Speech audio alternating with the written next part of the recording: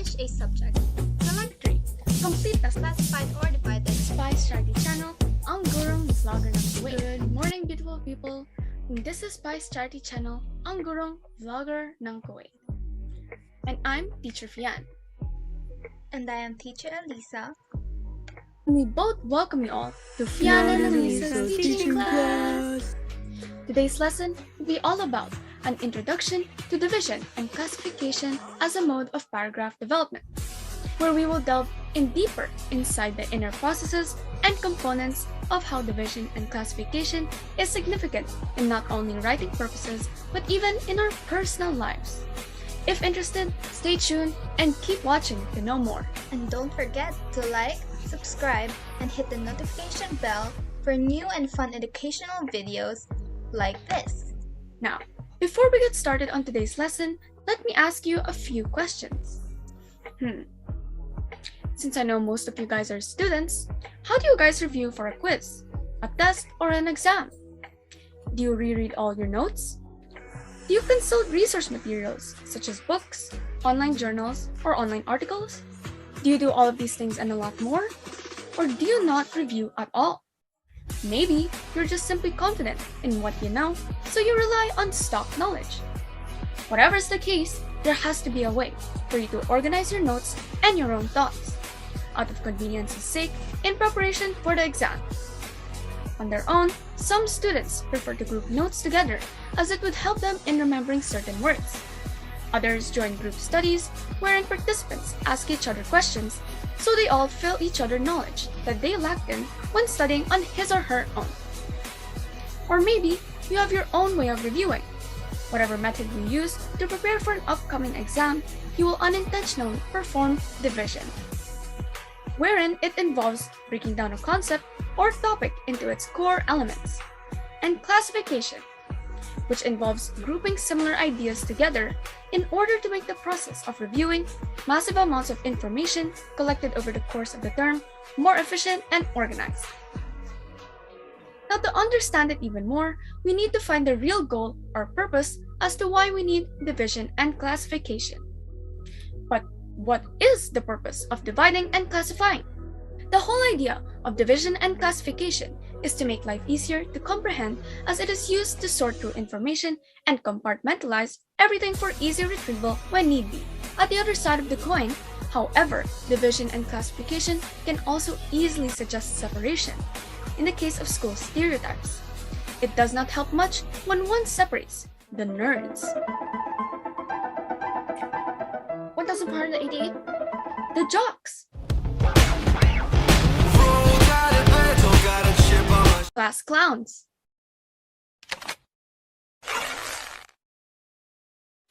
Peace up, A-Town down. Yeah! The popular kids.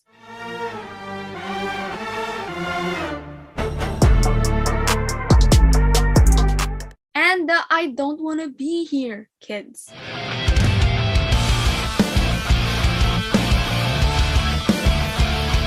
All from each other. This idea discounts the fact that students can just as easily identify with at least two of these labels. When dealing with confusing topics, authors turn to the modes of paragraph development, of classification and division to create order in their writing. Let us now see how this comes about.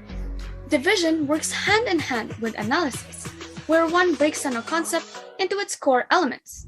This process necessitates separating items, clear distinctions between or among the little things that make up the whole.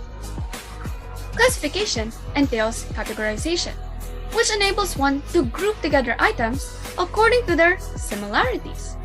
To further organize data that have already been divided and classified, label each subtopic so as to lessen the clutter. Classification and division are essential not just in writing, but also in everyday topics. These two processes enable us humans to have some sense of order and predictability in an otherwise chaotic and unpredictable life. A university system is one big place for a single person to govern. This is why a university is divided into constituent campuses. A campus further divided into colleges, college into departments, and departments into committees. Each of these divisions has its own set of leaders and subordinates to maintain effective communication and governance when dividing and classifying things to make your writing more orderly and systematized. Consider following these principles: consistency, exclusiveness, and completeness. Number 1. Consistency. Consistency is characterized by having parallel similarities in the divisions you make in your writing. Number 2. Exclusiveness. Exclusiveness means there is no overlapping between or among the items divided and classified together. And lastly, number 3. Completeness. Completeness means that no important part is omitted from the writing. To give an already familiar example, when one discusses the different systems of the body, one should not leave out the rest of the systems if you are only focused on discussing one. All systems in the body are somewhat and somehow connected to each other. A classification or division essay groups objects, people, or events into categories by characteristics that they share. Usually, the writer begins with a group of people or things and then separates them into subgroups or types. There are usually several steps to writing an effective division or classification essay. 1. Establish a subject. Select a topic that has a general grouping that can be classified or divided into subgroups or classifications. Examples are sports activities like baseball, basketball, soccer, badminton. Or music like country music, western, pop, or classical.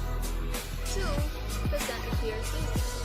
Your thesis should inform the reader of the subject of the essay and identify the categories or groups. 3rd, follow an organizational pattern. An outline of your groups and the characteristics will help you write a logical classification essay. You should include specific details that form a basis of classification. 4th, you can use transitions. Transitional words help the reader follow your groupings. And lastly, draw a conclusion. Restate the thesis and reach a conclusion concerning the group and subgroup. Conclusions for classification essays offer an opportunity for creativity, including humor or a recommendation. To summarize this lesson, the concepts of classification, division, categorizing, and grouping save us from the chaos of having to identify every other unique and unusual thing we encounter. Without these processes aimed at systemizing, there would be no point of comparison for us to study the world. We would have no way of predicting or preparing for amending future unknown experiences. Stay tuned for more informative discussions. And don't forget to hit the like button, subscribe, and turn on notifications to get updated with a new learning experience. This has been Fian and Elisa's teaching class. See you again soon.